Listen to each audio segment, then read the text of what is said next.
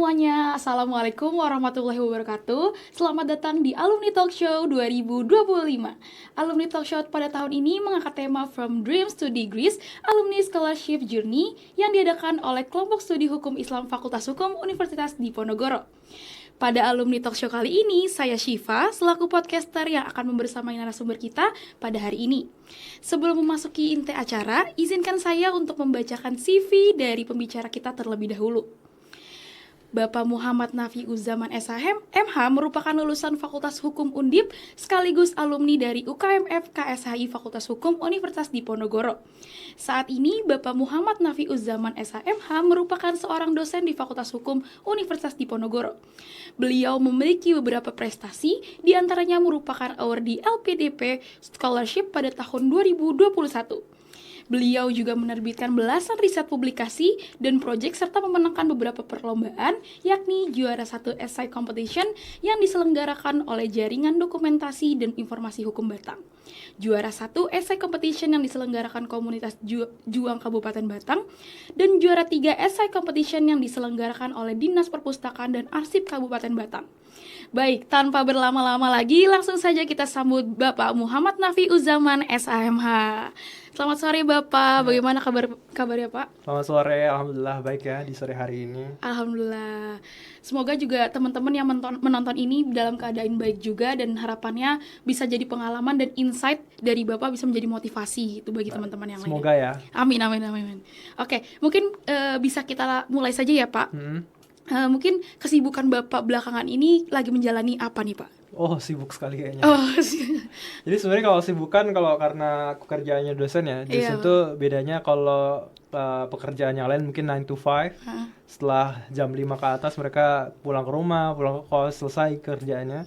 Tapi kalau dosen justru tidak. Jadi kalau dosen tuh jam kerjanya justru hampir 24 jam ya. Bahkan kalau mungkin istirahat cuma istirahat di malam hari, karena di pagi hari sampai siang ngajar, sampai sore ngajar, malamnya nggak istirahat, tentu ada koreksi, ada nulis dan seterusnya. Nah, untuk kesibukan kali ini karena memang ini sudah mau selesai UAS, sudah selesai UAS ya? Sudah Pak. Sudah selesai UAS, jadi ya kita harus ngoreksi secepatnya.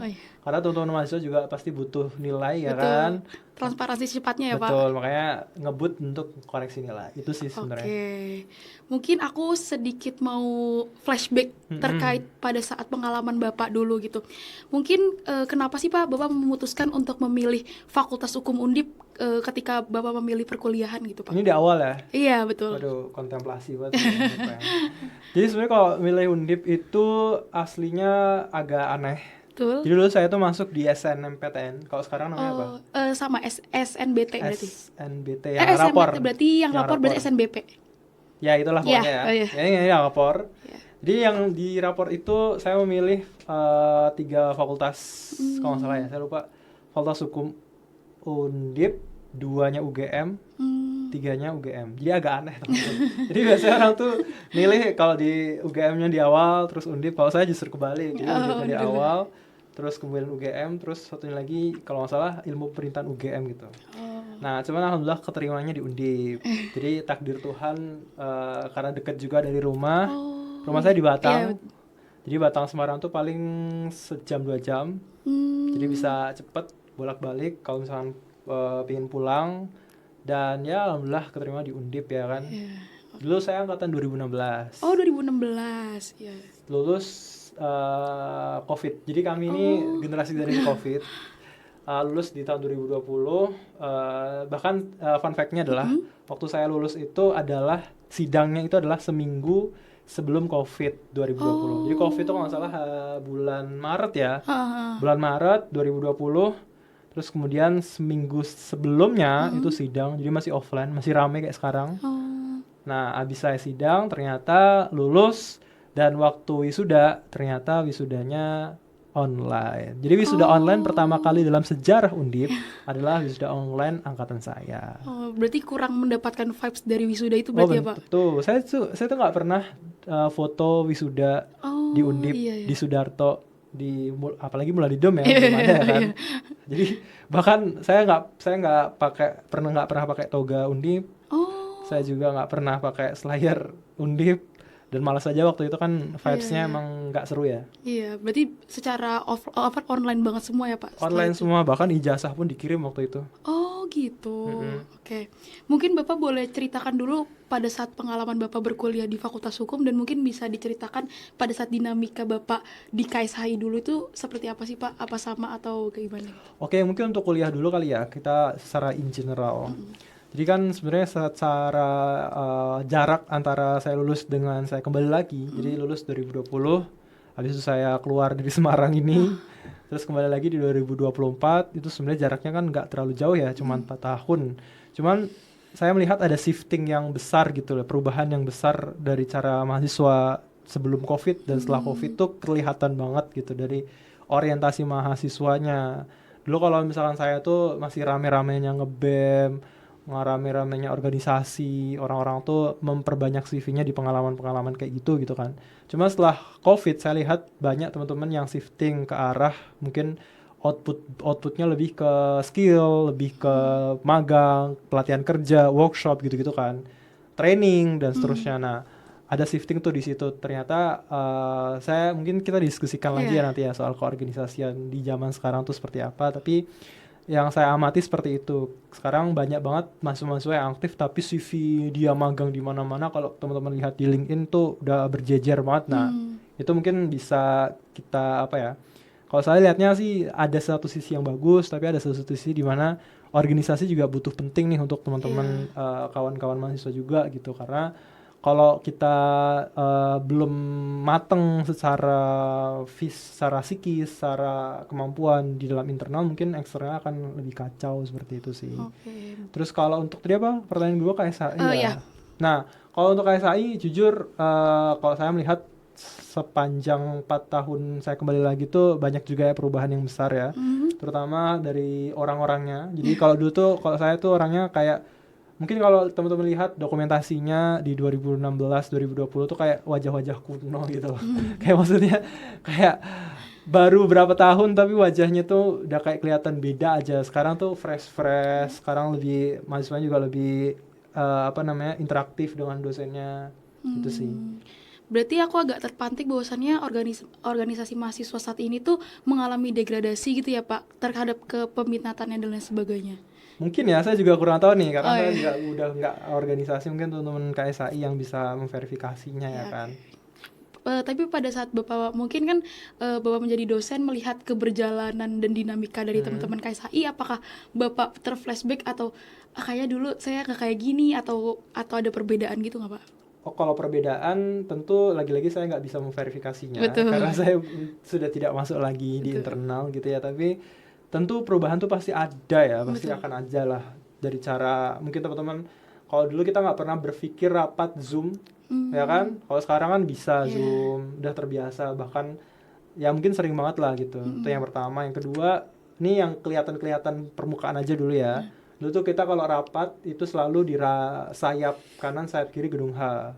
Jadi kalau sore itu udah pasti banyak banget orang-orang mahasiswa yang rapat di sayap kiri, sayap kanan sama pilar gedung H. Jadi kalau dulu janjian rapat di mana? Rapat di sayap kiri, sayap kanan.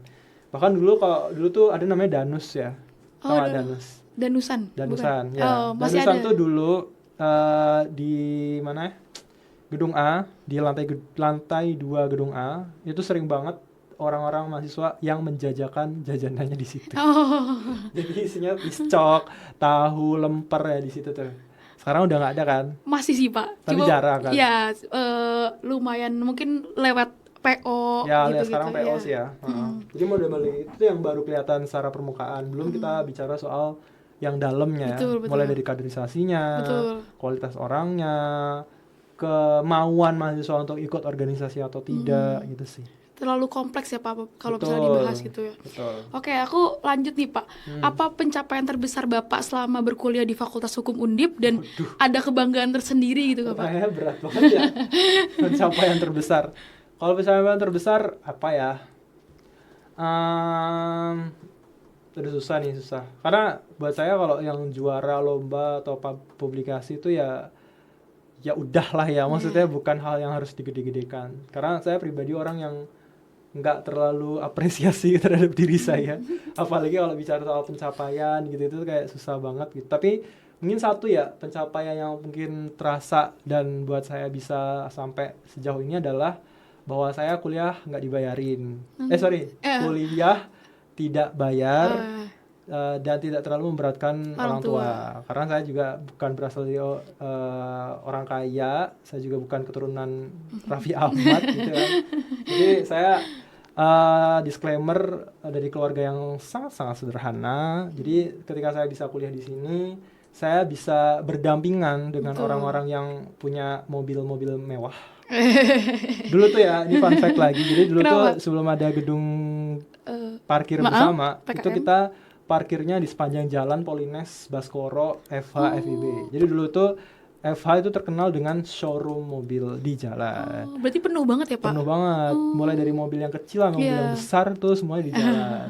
Sedangkan saya naik motor Revo Bapak. Nah, jadi kayak saya seneng aja gitu bisa berdampingan dengan mereka, bisa sosialisasi dengan mereka, bisa tahu cara mereka komunikasi itu gimana sih gitu kan.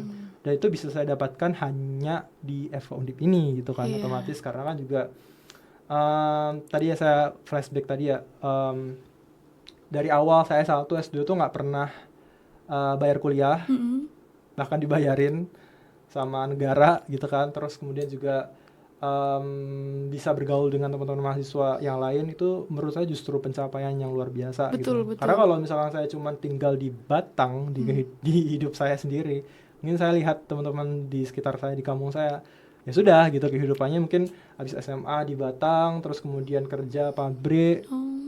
Meskipun itu juga nggak ada salah ya, nggak ada yang salah, cuma maksudnya ya udah gitu hidup bisa di up lagi. Betul, gitu ya Pak. Di Batang ya udah gitu. Nah dengan saya kuliah di sini, akhirnya saya bisa tahu dunia itu ternyata luas. Ini juga bisa jadi motivasi teman-teman bahwasannya kita perlu ada tujuan gitu Pak untuk menggapai mimpi-mimpi perkuliahan gitu tanpa ada batasan-batasan tersebut. Betul. Gitu. Oke, lanjut Pak. Mungkin kita nih sama ya Pak pada saat di semester di S1 ini ada kebingungan atau keraguan untuk melanjutkan S2 gitu Pak. Nah, mungkin apa sih menjadi motivasi Bapak untuk melanjutkan studi S2 dan apakah itu menjadi rencana awal Bapak gitu untuk melanjutkan S2? Oke, pertama mungkin keraguan dulu ya. Poin keraguan adalah jawabannya satu, kalau misalnya teman-teman nggak merasa butuh S2, nggak usah S2, beneran sumpah. Karena banyak banget orang yang akhirnya kayak lanjut S2 karena dia nggak ngerti mau ngapain gitu. Iya bener-bener.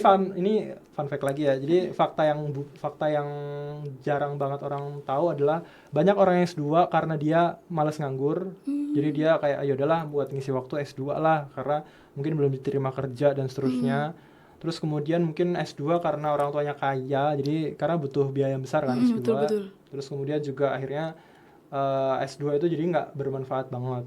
Sehingga jadi saya mau ngomong bahwa kalau misalkan nggak butuh S2, jangan S2. Karena itu overqualified.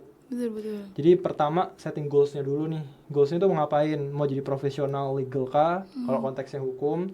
Atau misalkan mau kerja di law firm kah atau apa gitu. Kalau misalkan memang goals akhirnya tidak membutuhkan S2, nggak usah S2.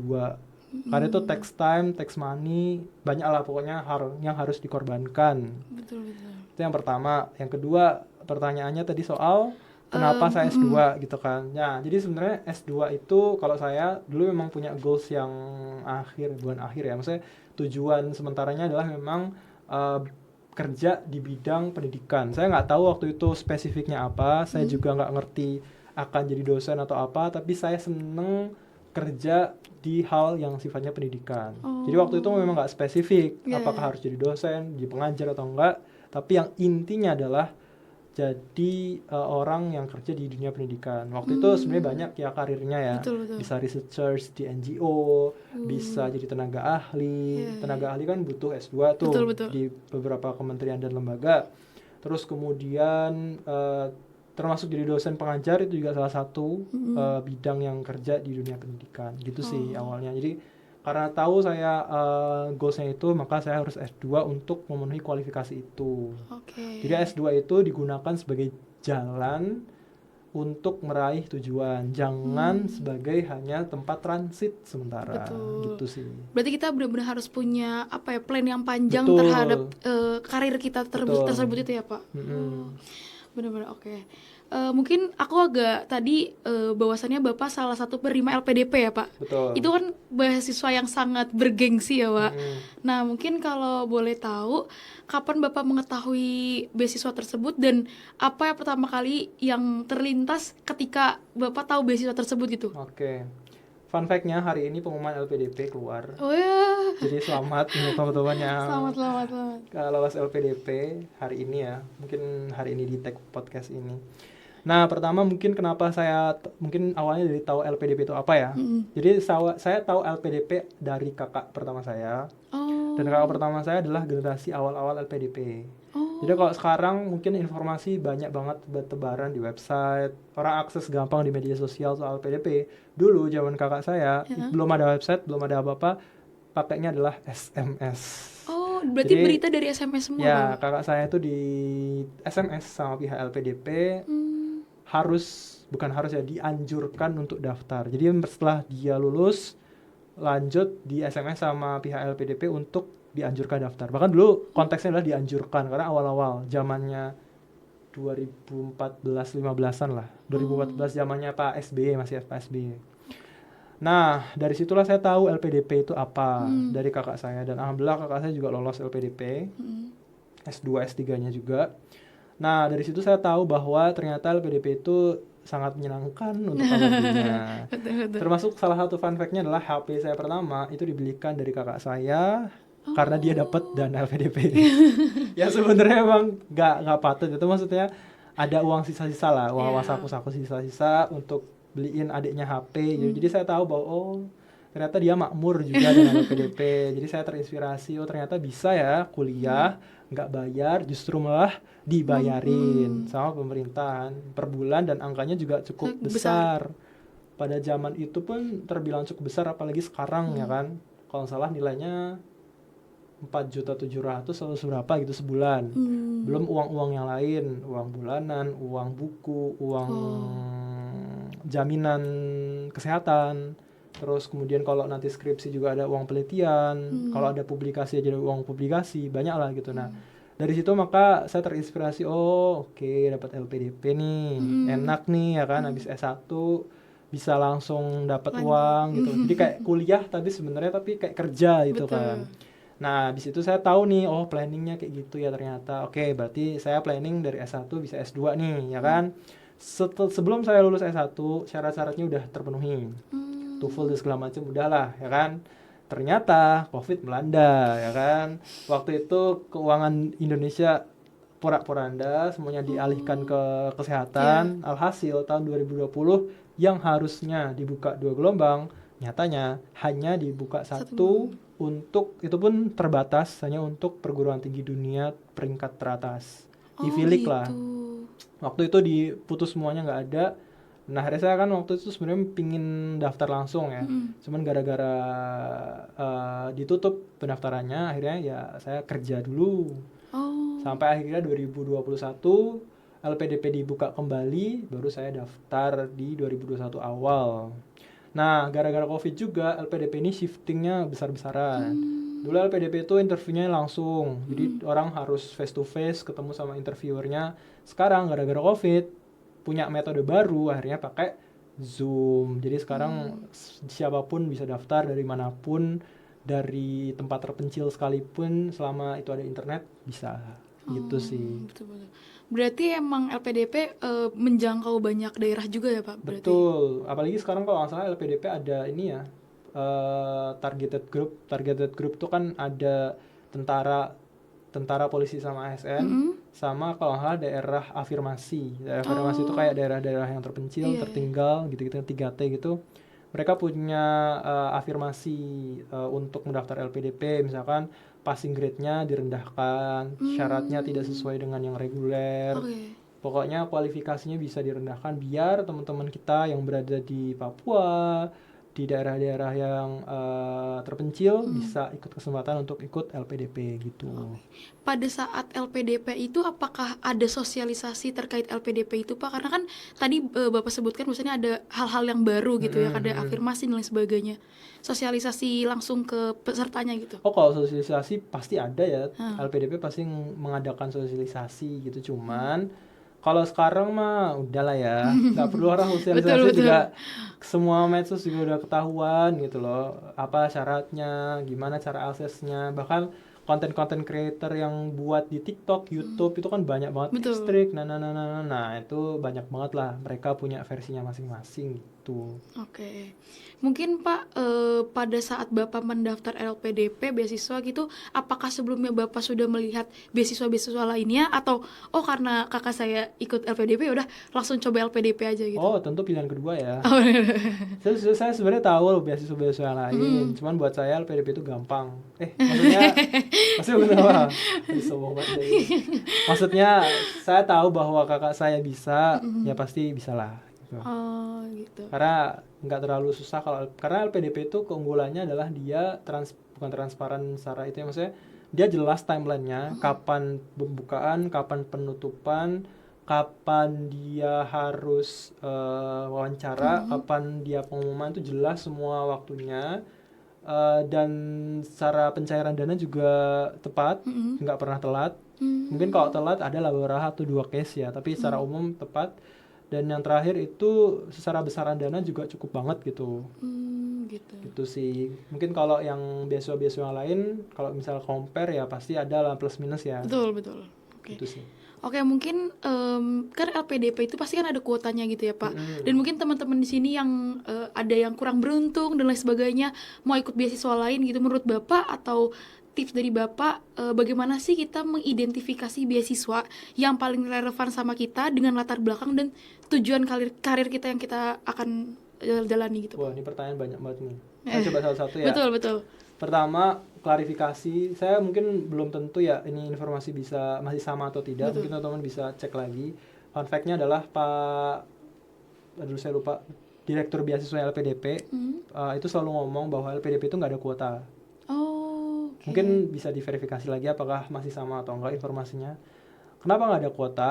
LPDP itu prinsipnya adalah kalau misalkan orangnya oke secara memenuhi kualifikasi, ya dia akan lolos. Kalau misalnya enggak, udah gitu doang. Beliau yang ngomong sendiri, setiap kali beliau sosialisasi selalu ngomong kayak gitu. Nggak ada kuota yang fix seperti apa, tergantung dari orangnya. Jadi kalau orangnya lagi-lagi ya sudah memenuhi kualifikasi, dia cocok, dia lolos, ya lolos. Kalau misalnya dia enggak, berarti enggak. Itu yang pertama. Yang kedua, identifikasi beasiswa mana yang cocok dengan diri kita. Yang pertama, kalau misalnya teman-teman, ini konteksnya S2 atau S1? Bisa dua-duanya mungkin Pak. Nah, mungkin konteksnya gini ya, kalau kita dikasih beasiswa sama negara, pasti ada konsekuensinya. Udah pasti itu. Jadi kalau misalkan, contohlah LPDP. LPDP itu kalau misalnya di luar negeri, harus wajib ain, fardu ain. Dia harus balik ke Indonesia. Sehingga orang tuh harus tahu kalau misalkan daftar LPDP, konsekuensinya harus balik Indonesia. Nggak usah protes, kenapa harus balik Indonesia? Ya udah gitu, maksudnya itu konteks yang lain. Oke, silakan mau didiskusikan. Tapi yang paling penting di awal adalah kalau memang sudah tahu dari awal harus balik ke Indonesia dan orang itu nggak pingin balik ke Indonesia, ya jangan daftar LPDP gitu loh. Maksudnya kalau kita harus bisa mengidentifikasi diri kita dulu. Oke, kalau misalnya kita pengen kerja di luar negeri, silahkan, boleh-boleh aja, ya kan? Ya kalau misalnya kayak gitu, ya jangan pilih LPDP. Banyak pilihan lain yang beasiswa yang bisa provide keinginan kalian gitu kan. Jadi yang pertama harus dicek dulu nih, kalau beasiswa negara atau beasiswa swasta. Kalau beasiswa negara mana? Pasti setiap negara punya punya hal yang harus dilakukan oleh para awardinya. Karena kan konsepnya adalah investasi ya. Kalau orang investasi itu kan dia harus balik modal ya kan. Nggak mungkin dia misalkan ngasih semena-mena, yaudahlah kasihlah satu orang ini buat kuliah lah di luar negeri lah. Ya pasti dia akan ada timbal baliknya apapun itu gitu kan. Itu pun juga dengan swasta. Mungkin aku agak follow up lagi ya Bapak. Mungkin boleh. Bagaimana beasiswa yang paling relevan gitu Pak. Jadi yang pertama harus tahu goalsnya apa. Tapi kalau misalkan goalsnya memang mau kerja di luar negeri, ya jangan pilih LPDP, gitu kan. Yang kedua, identifikasi ke diri kita sendiri. Banyak orang-orang yang mungkin bukan anti ya, tapi mungkin mereka akan mikir bahwa oh lebih baik saya cocok untuk terima beasiswa di luar negara Indonesia. Dan itu sah-sah aja. Karena biasanya kalau di LPDP dia harus kayak tadi saya bilang ya, harus report setiap semester, dia harus punya kewajiban tralala trilili.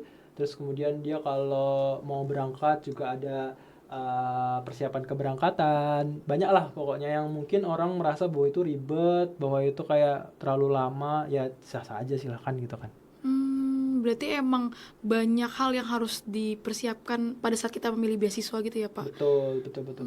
Kalau boleh tahu Pak, LPDP itu kan berarti kita harus memberikan keberdampakan setelah kita kuliah gitu ya Pak, dan harus balik gitu. Betul. Apa ada konsekuensi apabila dia tidak balik ke negara? Karena saya melihat di kasus di internet gitu banyak yang nggak balik gitu Pak. Nah itu konsekuensinya tuh jujur sampai detik ini pun nggak ada yang tegas ya. Banyak banget cara mereka memainkan itu. Misalkan contoh, tapi jangan ditiru ya. Jadi banyak lah celah-celah yang dipakai sama orang-orang LPDP, orang-orang yang menerima LDP biar dia bisa stay di luar negeri. Kayak misalnya contoh, harus balik dulu nih. Kalau balik kan biasanya kelihatan di imigrasi bahwa menyatakan si A sudah balik ke Indonesia. Tapi bisa saja sebulan 2 bulan tiba-tiba dia keluar lagi. Kalau ditanya apakah sudah balik ke Indonesia, sudah. Ada buktinya enggak? Bukti ada, imigrasi. Tapi dia balik, silakan. Maksudnya bukan silakan ya, prakteknya kayak gitu ada. Ada praktek lain misalkan dia nikah sama orang luar negeri gitu kan.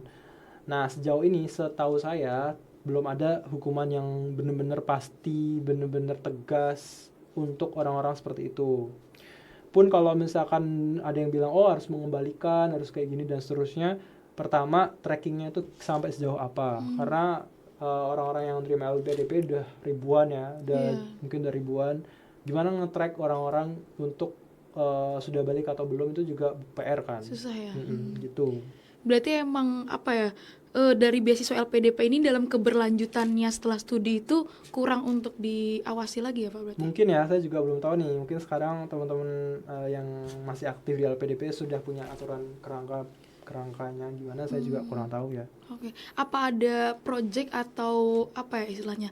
Bisa mungkin lewat pengabdian atau dengan karya dan lain sebagainya ketika kita telah lulus dari LPDP itu sendiri, itu ada nggak sih Pak? Bisa. Jadi gini, mungkin konteks keberdampakan. Betul. Itu tidak harus kayak kita harus berdampak untuk bangsa dan negara Indonesia yang seluas ini, enggak teman-teman. Jadi berdampak itu seminimal-minimalnya di lingkungan tempat kita kerja dulu. Itu kan hal yang paling kecil banget ya. Nggak harus kalau misalkan kita berdampak itu untuk negara, untuk pemerintahan, nggak harus juga. Misalkan teman-teman kita yang kerja di corporate, di swasta, mereka bisa berdampak setelah mereka kuliah S2 untuk siapa? Untuk perusahaannya, untuk divisinya, untuk departemennya, entah perbaikan dari aspek apapun ya, manajemen, substansi, dan seterusnya. Nah, kenapa itu bisa dikatakan berdampak? Karena ujung-ujungnya adalah kalau SDM orangnya itu bagus, baik itu di swasta, di pemerintah itu bagus, otomatis juga akan berdampak untuk Indonesia secara keseluruhan. Itu yang pertanyaan. Kedua, pengabdian gimana? Ya pengabdian lagi-lagi. Ada orang yang bilang bahwa kita nggak harus yang kayak pengabdian yang buat project besar tertentu untuk apa segala macam, nggak harus juga. Yang namanya pengabdian tuh kan bisa aja misalkan teman-teman tutor masyarakatnya, atau misalkan jadi sering ke masjid. Maksudnya sering masjid dalam artian ikut remaja masjid, kegiatan, atau misalkan kegiatan RT-nya, kelurahannya, itu segala macam tuh bisa berdampak, bisa dari situ gitu, nggak harus yang secara besar banget gitu. Gitu sih. Okay. Mungkin pertanyaan selanjutnya ya Bapak, apa menjadi tantangan terbesar Bapak saat dihadapi selama proses LPDP gitu Pak? Prosesnya atau setelah kuliahnya? Kita mulai dari aplikasi beasiswanya terlebih dahulu, baru itu. Yang susah ya? Yang susah adalah mungkin syarat-syaratnya sih ya. Ketat ya Pak? Dibilang susah, dibilang ketat, ya ketat. Pasti ya kan. Jadi kalau di syarat itu kita penting banget untuk kontemplasi banget karena di LPDP itu kita harus ngerti kita tuh mau jadi apa, kita tuh mau ngapain, dan selama ini tuh kita ngerjain apa, itu harus inline semuanya. Jadi kalau saya sering nyebutnya itu antara masa lalu, masa saat ini, dan masa yang akan datang tuh harus inline semuanya. Misalkan contoh nih, kalau saya misalnya mau jadi researchers, peneliti misalkan, jadi kita harus bisa menggambarkan, karena di LPDP ada kayak semacam esai gitu kan. Iya. Nah di esainya harus ditulis masa lalunya itu, maksudnya apa yang sudah kita lakukan. Kita sudah lomba, kita sudah publikasi, kita sudah melakukan riset gitu-gitu kan. Nah masa sekarang apa? Sekarang saya bantu jadi asistennya siapa atau siapa dan seterusnya. Baru nanti kedepannya saya mau jadi peneliti. Nah itu kan ada garis besar yang jelas gitu kan, bahwa si A ini memang layak dikatakan memang untuk jadi peneliti, sehingga dia kalau jadi peneliti dia butuh S2. Jadi itu harus benar-benar inline semuanya. Nah itu soal pas application-nya tadi ya, pas pendaftarannya itu gimana sih caranya untuk seperti itu. Jadi butuh kontemplasi banget, terutama yang esainya itu, karena esai itu sangat menentukan. Banyak teman-teman pendaftar yang sudah berprestasi, udah juara apa segala macem, udah buat project segala macem, tapi nggak lolos gara-gara esainya. Jadi kontemplasi itu dalam artian, kalau kita menulis esai, mungkin esainya paling 2.000 kata, 3.000 kata, dikit ya kalau bisa dibilang. Tapi sebenarnya itu susahnya minta ampun, karena baca lagi, edit lagi, mikir lagi, gitu-gitu terus. Berarti harus dengan konsep yang matang ya Pak? Betul. Oke. Mungkin ini juga bisa jadi perhatian teman-teman dalam mengikuti beasiswa LPDP nantinya. Banyak hal-hal yang mungkin terutama esai gitu menjadi bagian terpenting gitu. Jangan disepelekan lah ya Pak. Karena mungkin teman-teman juga belum pernah berkecemplung bareng gitu di dalam beasiswa LPDP itu sendiri gitu. Mungkin aku tadi juga saya terpantik sama Bapak terkait esai Pak. Nah mungkin pada saat Bapak menjalani proses seleksi mulai dari tahap esai, wawancara, adakah strategi khusus nih Pak buat teman-teman yang mungkin bisa menonjol dari ribuan awardee lainnya gitu Pak? Mungkin dari esai dulu kali ya. Jadi kalau kita harus mikir bahwa kita harus jadi orang yang berbeda dibanding orang lain, karena kalau kita cuma daftar-daftar aja, ingat bahwa yang daftar tuh bisa ribuan jutaan. Jadi kalau nggak ada yang spesial tuh pasti nggak akan menarik orang gitu kan. Nah gimana sih cara kita buat biar kita bisa tampil beda dan seterusnya, ya tadi saya bilang kembali lagi kontemplasi. Karena setiap orang tuh pasti punya kekhasannya masing-masing. Jangan pernah jadi diri orang lain, tapi jadi diri sendiri aja. Kalau misalkan memang dari kita kocak atau apa, ya udah tampilkan aja, itu nggak apa-apa. Maksudnya adalah biar kita tahu bahwa karakter kita memang kayak gini, masa lalu kita kayak gini, masa sekarang itu kayak gini, yang akan datang itu seperti itu. Nah itu harus benar-benar tadi saya bilang inline-nya di esainya. Nah tentu kalau misalkan gimana cara buat esai yang baik, tentu banyak banget YouTube, TikTok atau media sosial lain yang sudah menunjukkan tips triknya gimana cara buat esai yang baik. Tapi banyak orang yang ngikutin mentah-mentah kayak kalau esai yang baik strukturnya harus A, B, C dan seterusnya, padahal LPDP itu nggak pernah menentukan yang semacam itu. Jadi jangan sampai kita jadi kayak copy paste. Kalau ini bagus, kita tiru strukturnya. Ya lagi-lagi kembalikan ke diri kalian dulu. Misalkan enaknya gimana, kan setiap tulisan tuh kan beda ya, setiap orang punya tulisannya masing-masing. Nah itu pasti akan beda. Pun dengan wawancara, banyak banget orang yang ngasih tips, bahkan kayak contekan soal. Misalkan di ini nanti akan ditanyakan kayak gini, kalau pertanyaannya A jawabannya kayak gini, dikasih di spill kan di TikTok atau di YouTube gitu. Nah bahayanya adalah itu boleh jadi acuan, bahayanya adalah jadi kita kayak robot. Robot tuh maksudnya adalah interviewnya apa, jawabnya A. Kalau interviewnya B, kita jawabnya B. Kayak semacam template banget. Dan pasti orang-orang juga akan, interviewnya juga pasti akan bosen gitu mendengarkan jawaban yang sama-sama terus. Gitu. Berarti emang pada saat kita wawancara, esai itu juga harus ditonjolkan bagaimana kita membawa ciri khas kita untuk memberikan keberdampakan itu sendiri gitu ya Pak. Terus juga berarti kalau bisa saya lihat bahwasannya esai dan wawancara itu nggak boleh kaku ya Pak. Bahwasannya itu harus benar-benar sesuai sama diri kita gitu. Dan di sana ada psikolog ya. Oh. Jadi jangan pernah bohong. Jadi kalau dulu itu selalu ada 3 wawancara. Pertama itu biasanya dari dosen asal ilmunya. Jadi kalau misalkan saya apply hukum, berarti pasti akan ada dosen hukum yang jadi penguji. Yang kedua itu biasanya dosen juga, tapi dia mungkin bisa relate dengan bidang studi, bisa tidak. Biasanya sifatnya pertanyaan-pertanyaan umum. Yang ketiga adalah psikolog. Nah, psikolog inilah yang akan melihat dari cara jawab, dari cara apakah dia genuine atau tidak, apakah dia berpura-pura atau tidak. Itu pasti akan ada kelihatan dari psikolog gitu loh. Oke. Mungkin kita lanjut ke pertanyaan selanjutnya ya Pak. Mungkin sebagai Bapak alumni dan mungkin sekarang Bapak sebagai dosen istilahnya melihat mahasiswa yang ingin mengikuti beasiswa LPDP gitu. Mungkin Bapak bisa menilai bahwasannya peran beasiswa LPDP dalam membentuk etika intelektual dan kesadaran sosial para awardinya gitu Pak. Oke. Jadi kalau LPDP itu memang tadi saya bilang ya, saya mungkin nggak bisa compare yang lain karena baru dapatnya LPDP. Kita punya ikatan yang kuat banget dalam artian kalau kita sesama awardee ketemu selalu ditanya PK berapa. PK itu persiapan keberangkatan. Jadi kayak sebelum berangkat, sebelum studi dia harus kayak ada perkumpulan dulu selama seminggu. Proses onsite-nya seminggu, tapi prosesnya bisa sampai berbulan-bulan untuk mempersiapkan itu.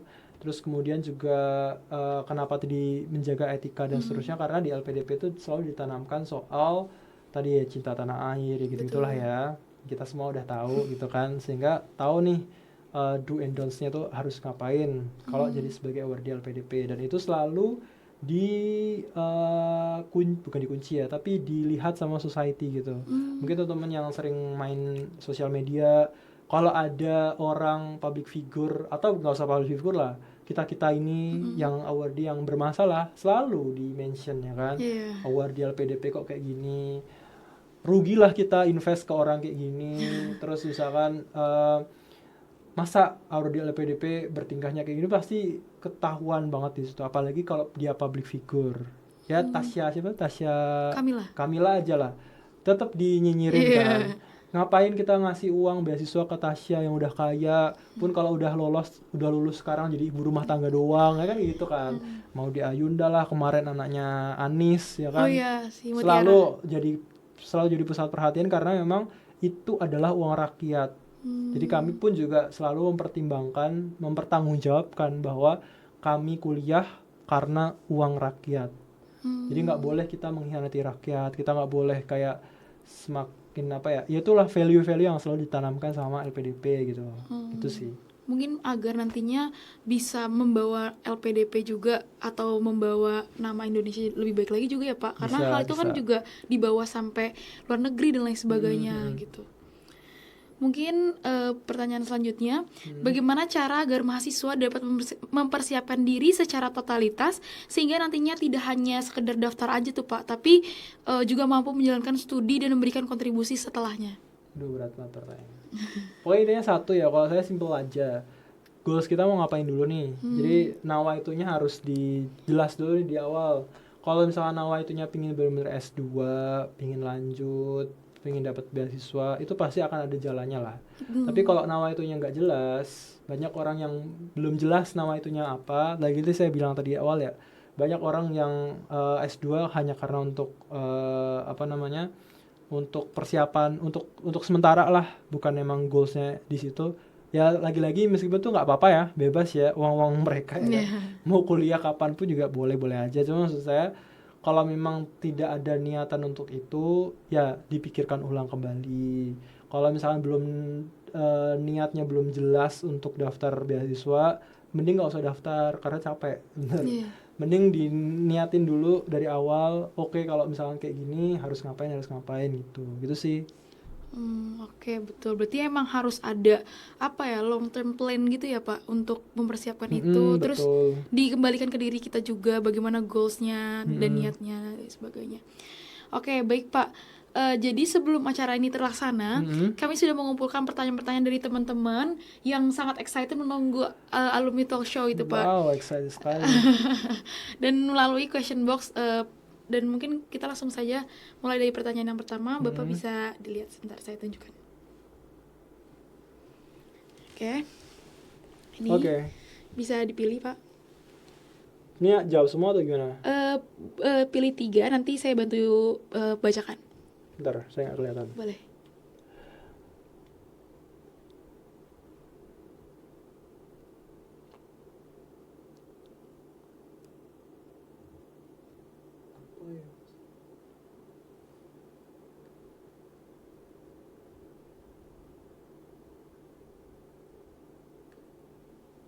Mungkin yang belum dijawab yang tadi aja ya. Kalau kontribusi kan sudah. Terus mungkin kita akan ini mungkin, Pak, bisa. Ya boleh. Oke. Izin menjakan, ini dari Kipli Lele. Ya. Apa yang hendaknya dilakukan apabila saat lulus kita tidak memiliki relasi? Apakah mungkin relasi dalam mengetahui beasiswa mungkin, Pak? Atau mungkin apakah yang hendak dilakukan apabila saat kita lulus kita tidak memiliki relasi? Apakah pasrah atau hanya satu-satunya cara dan yang lain sebagainya? Ini konteksnya apa dulu nih, beasiswa? Mungkin beasiswa kan, Pak? Relasi beasiswa. Mungkin sebenarnya kayak gak penting juga ya. Iya. Karena nggak ada korelasinya gitu. Maksudnya di beasiswa juga nggak pernah ditanyain berapa relasimu. Betul. Berapa kenalanmu juga enggak. Cuma maksudnya konteksnya mungkin pertanyaannya kalau misalnya dia nggak ngerti informasi apa-apa gitu kali ya. Jadi dia nggak ngerti gimana ya. Ya simpel aja jawabannya. Banyak banget sumber informasi di dunia ini, di TikTok, YouTube, media sosial. Banyak lah ya, meskipun teman-teman atau yang nanyain no lab misalkan kan masih banyak gitu sumber informasi yang lain gitu. Silakan cek lah. Oke. Ada lagi nggak? Ada, Pak. Ini. Yang belum aja mungkin ya. Oke, ini. Apakah pada saat Bapak meng-apply beasiswa ada mentor secara khusus gitu, Pak? Mentor jujur tidak ada. Jadi meskipun kakak saya seorang beasiswa LPDP juga, tapi dia nggak memberikan tips-tips apapun. Agak aneh sih emang kakak saya. Karena memang katanya mungkin kakak saya bilang beda caranya, beda tesnya. Jadi ngapain ngasih tips trik ya kan? Nggak relevan juga. Jadi kalau ditanya apakah ada mentor atau tidak, sebenarnya tidak ada. Saya juga banyak banget belajar dari konten-konten juga gitu.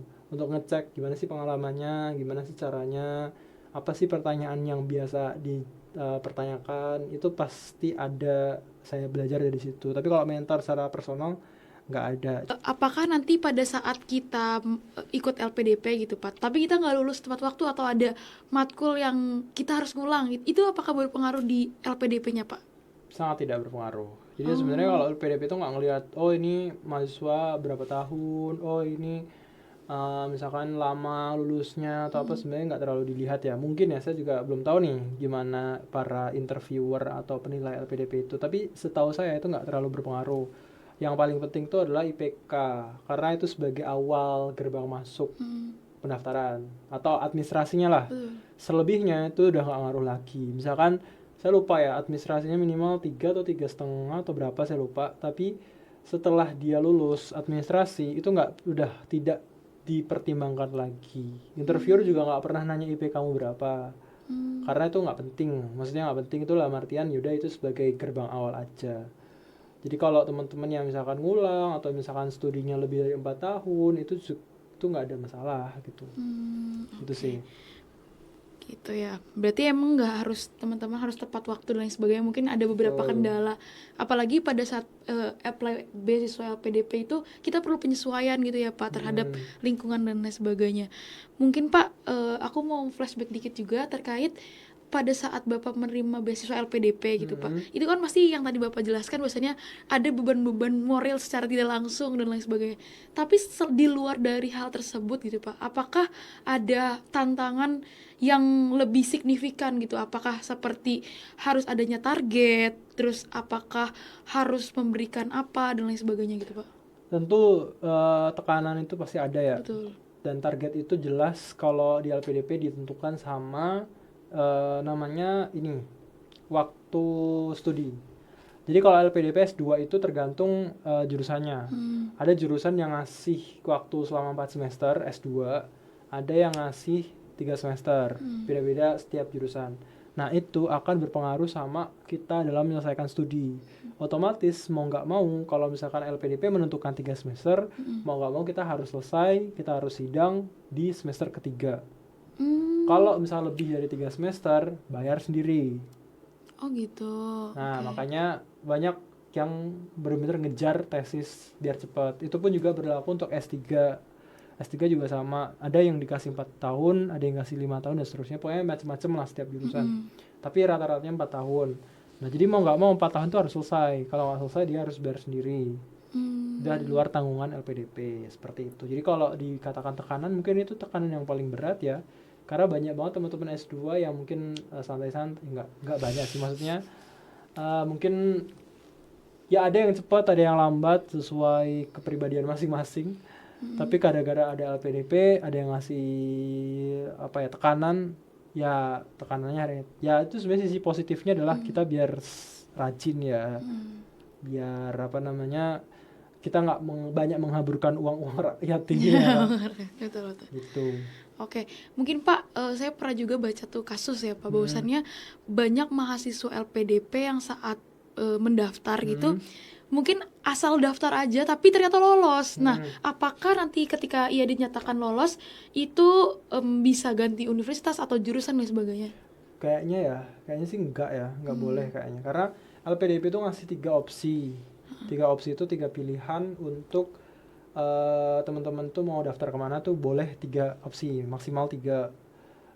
Setahu saya kalau pergantian prodi atau pergantian universitas itu ada aturannya, tapi saya lupa rinciannya, tapi itu susah ngurusnya. Tapi tapi yang penting 3 itu, selama 3-nya ada di list, itu bisa. Jadi ya buatlah pilihan sebaik mungkin dari 3 itu gitu. Itu sih. Oke, mungkin Pak, saya juga pernah membaca gitu bahwasannya banyak mahasiswa tuh yang nggak kuat gitu Pak untuk melanjutkan studinya, jadi banyak yang berhenti gitu. Nah, apabila seperti itu, apakah ia langsung dipulangkan atau melalui beberapa tahapan, atau apa yang harus dikembalikan atau apa gitu Pak? Kalau apa yang tadi? Kayak misalnya tidak kuat untuk melanjutkan studi lagi gitu. Oh, ada skema-skema kayak gitu ya. Saya lupa pokoknya. Jadi kita sebelum kita studi, kita tuh harus tanda tangan kontrak dengan beasiswa LPDP. Di kontraknya itu ada banyak poin, 15 poin atau berapa poinnya. Di situ harus dibaca dengan teliti karena setiap kali pelanggaran kontrak LPDP itu pasti ada konsekuensinya masing-masing. Dari ringan, berat, sampai dia harus mengembalikan uangnya. Ada beberapa lah. Saya kasih contoh misalnya ya. Poin pertama itu kalau nggak salah biasanya adalah dia setia terhadap Pancasila, Undang-Undang Dasar gitu-gitu kan, dan tidak boleh mengkhianati negara gitu-gitulah. Nah, itu biasanya pelanggarannya pasti berat kalau melakukan hal tersebut. Itu konsekuensinya bisa sampai mengembalikan uang ke LPDP selama dia kuliah. Gitu sih. Pokoknya adalah beberapa poin-poin yang memang harus benar-benar dipatuhi sama awardinya. Kalau enggak pasti ada sanksinya dari ringan sampai berat. Jadi pada saat kita lolos beasiswa, kita diberikan sosialisasi dan internalisasi terkait apa do's and don't-nya gitu ya Pak? Betul. Oke. Mungkin aku juga izin tanya nih Pak, terkait bagaimana ketika nantinya kita mendaftar LPDP tapi adanya tidak diberikan izin oleh negara tersebut gitu. Karena setahu saya tuh ada beberapa negara yang misal bermasalah dengan visanya dan lain sebagainya. Apakah dengan dia lolos itu bisa ada dibantu dan lain sebagainya gitu Pak? Pertama, universitas luar negeri di LPDP itu sudah terdata dengan detail. Jadi kalau di luar itu udah pasti LPDP nggak bisa cover. Itu yang pertama. Jadi harus dipastikan dulu universitas teman-teman yang akan tuju di luar negeri itu ada atau enggak di LPDP. Karena ada beberapa yang enggak juga. Itu yang pertama, dicek dulu. Yang kedua, tadi ya universitasnya, terus jurusan juga. Karena ada beberapa jurusan yang tidak di cover di universitas itu. Nah, baru setelah kita yakin bahwa universitasnya udah aman, jurusannya udah aman, baru nanti urusan visa dan seterusnya ada saya nggak tahu ya mekanisme secara teknisnya apa, tapi intinya kalau kita ada, karena sebenarnya kalau ngurus visa itu harus ada kayak penjamin selama dia tinggal di sana itu siapa yang mendanai, dananya dari mana. Nah, LPDP itu akan menerbitkan namanya LOG atau Letter of Guarantee. Jadi itu akan menggaransi kita bisa bilang ke negara tempat tujuan bahwa kita loh sudah ada sponsornya, kita sudah dijamin sama negara Indonesia, kita sudah dijamin hidupnya, uangnya, asuransi kesehatan dan seterusnya sama pemerintah. Jadi kemungkinan besar visanya bisa gampang untuk diurus gitu. Oh, jadi memang ada kemudahan-kemudahan yang diberikan gitu ya, betul, Pak? Betul. Oke. Mungkin aku izin lihat lagi pertanyaan dari teman-teman ya, Pak. Sebentar.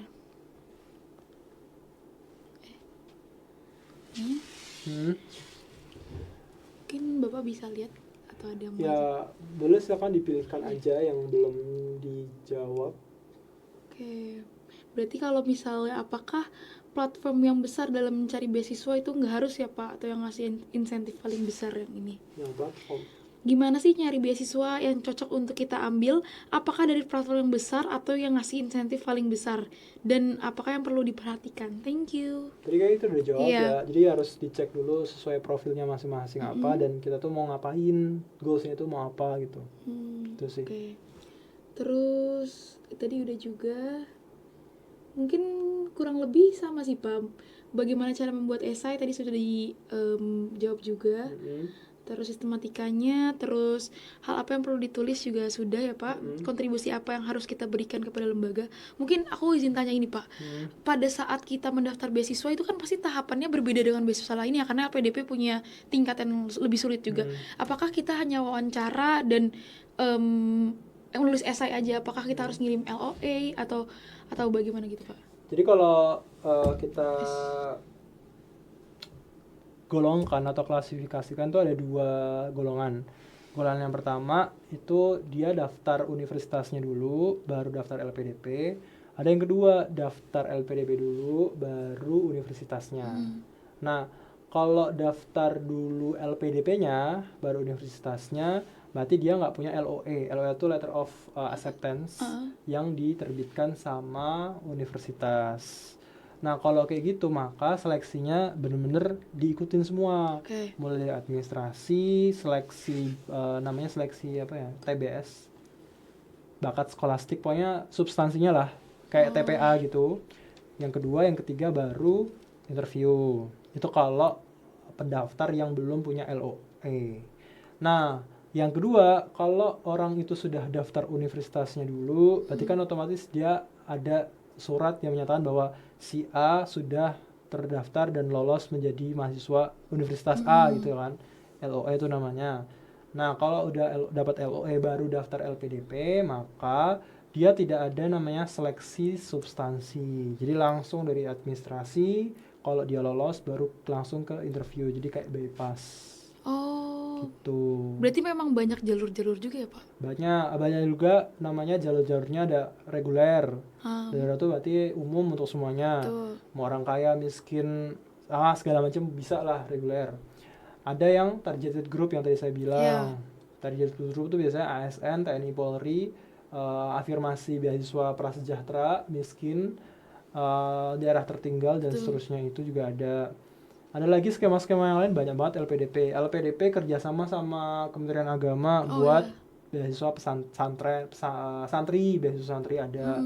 Lagi beasiswa LPDP kerjasama dengan Kemendikbud, Kemendikdesain untuk beasiswa khusus dosen. Nah, itu banyak lah. Tapi intinya kayak gitu. Berarti teman-teman kalau semisal ingin mendaftar beasiswa LPDP bisa disesuaikan dengan kebutuhan dan jalur apa yang paling cocok dengan teman-teman. Tapi ya Pak, maaf, kenapa? Makanya kalau kayak banyak public figure yang disorot tadi yang saya bilang, mungkin hot topics-nya kan, kenapa sih orang ini udah kaya, kenapa sih harus dapat beasiswa LPDP? Ya karena orang itu daftar di reguler. Di reguler itu nggak yang sampai, karena kalau di reguler itu full merit base. Jadi kalau dia memenuhi kualifikasi ya sudah dia lolos. Mau dia anaknya pejabat publik, mau dia orang kaya, mau dia orang miskin segala macam, kalau masuknya reguler dia pasti yang lolos. Nah, yang harus prasejahtera itu namanya targeted group yang memang afirmasi gitu. Itu memang diperuntukkan untuk teman-teman kita yang ya tadi ya prasejahtera, daerah 3T gitu-gitulah. Oke. Mungkin aku pertanyaan juga Pak, pada saat kita mendaftar LPDP apakah kita bisa pakai jalur dua jalur sekaligus? Itu nggak bisa, berarti satu-satu ya Pak? Satu-satu. Harus milih salah satu. Jadi ketika kita tidak lolos di satunya baru boleh daftar selanjutnya atau enggak, gimana Pak? Nggak bisa, bahkan LPDP kalau nggak salah ya, kalau misalkan kita nggak lolos, kan setahun ada dua gelombang. Kalau misalkan kita nggak lolos di gelombang pertama, itu nggak bisa daftar di gelombang kedua. Dia harus daftar di tahun yang selanjutnya. Kalau nggak salah kayak gitu deh. Karena biar dia tahu salahnya tuh di mana, biar tahu dia koreksinya di mana, baru dia bisa daftar di tahun selanjutnya. Kalau nggak salah ya, kayaknya gitu deh. Kalau dia nggak lolosnya di administrasi, dia bisa daftar di gelombang selanjutnya. Tapi kalau nggak lolosnya di interview, dia bisa daftarnya di tahun berikutnya. Gitu. Jadi kesempatannya ya di tahun berikutnya seperti itu ya Pak. Mungkin aku juga mau flashback dikit Pak terkait ketika kita di sana mengikuti LPDP gitu. Nah, kan pasti membutuhkan biaya yang cukup besar ya Pak. Apalagi dan nggak semua biaya hidup kita tuh di cover oleh beasiswa LPDP gitu. Dan ada beberapa juga yang mungkin mereka nggak sanggup untuk pola kehidupannya gaya hidupnya gitu. Nah, itu apakah di sana tuh banyak mahasiswa yang mungkin terlantar atau emang bisa difasilitasi sama duta kebesaran di sana gitu Pak? Pertama, kalau misalkan dalam negeri ya, setahu saya banyak yang sebenarnya udah cukup banget lah PDP, karena hampir semuanya di cover ya, mulai dari living cost-nya per bulan, terus kemudian ada tadi tuh uang buku setiap tahun 2 kali, besarannya juga cukup lumayan. Belum juga nanti kalau misalnya kita nulis tesis, disertasi, ada uangnya lagi. Kalau kita mau penelitian juga ada uangnya lagi, termasuk kayak BPJS Kesehatan minimal kelas 1 juga dibayarin setiap bulannya. Pokoknya banyak lah. Kalau pengalaman saya di dalam negeri ya udah cukup untuk bisa hidup gitu. Kalau misalkan mau lebih atau gimana kayak gitu ya itu urusan pribadi orang-orang ya. Tapi kalau secara normal harusnya sih bisa cukup. Nah, kalau di luar negeri banyak yang struggle juga soal kehidupan di luar negeri. Yang saya tahu dari teman-teman saya yang di luar negeri, dia ada yang cukup memang, tapi ngepres.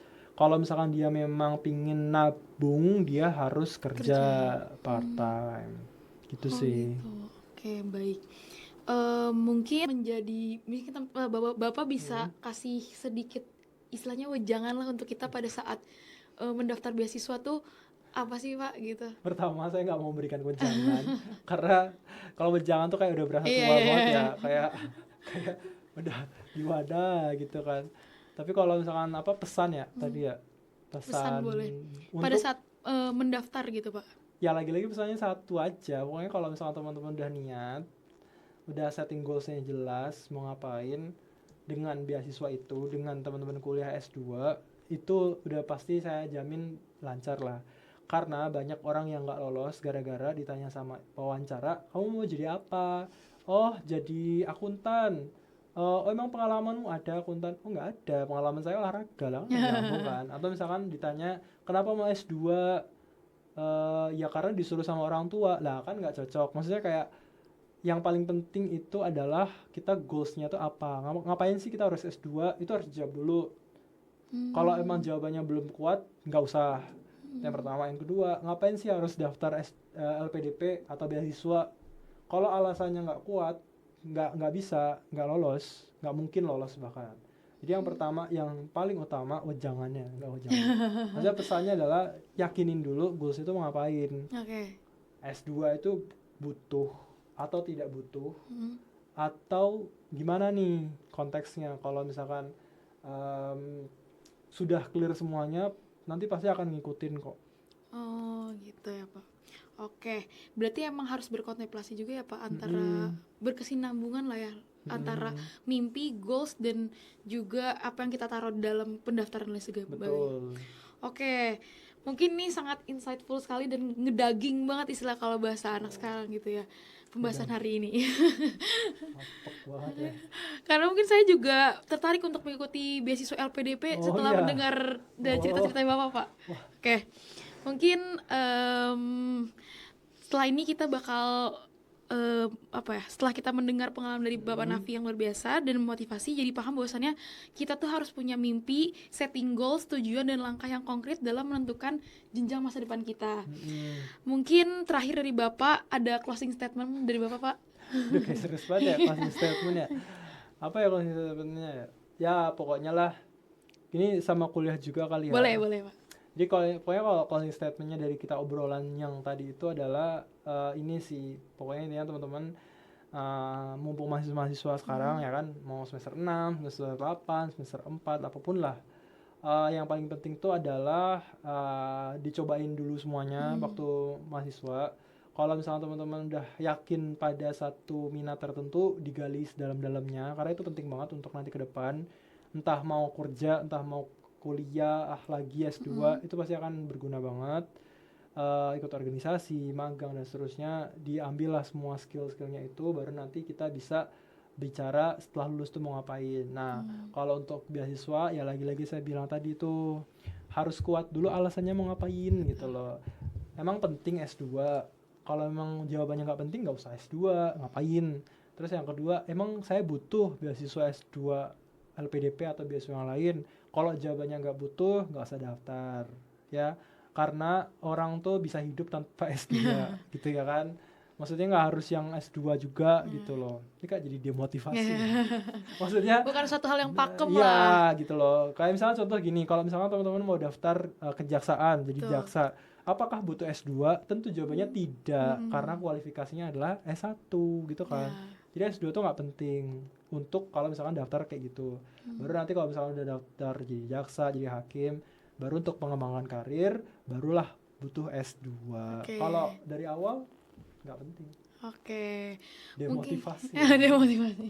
Tapi memang harus sih Pak, untuk kita tuh mengetahui apa yang setting goalsnya, jangan sampai hal itu jadi mengisi kekosongan yang tadi Bapak bilang itu. Gitu. Oke, tidak terasa udah berakhir Pak diskusi kita. Tidak terasa. Saya terasa banget ya. Mohon maaf Bapak apabila dari kami banyak kesalahan teknis dan juga kekurangan. Saya Syifa selaku broadcaster dan juga mewakili teman-teman mengucapkan terima kasih atas kesediaan Bapak sudah meluangkan waktu di tengah kesibukan Bapak untuk menjadi narasumber hari ini.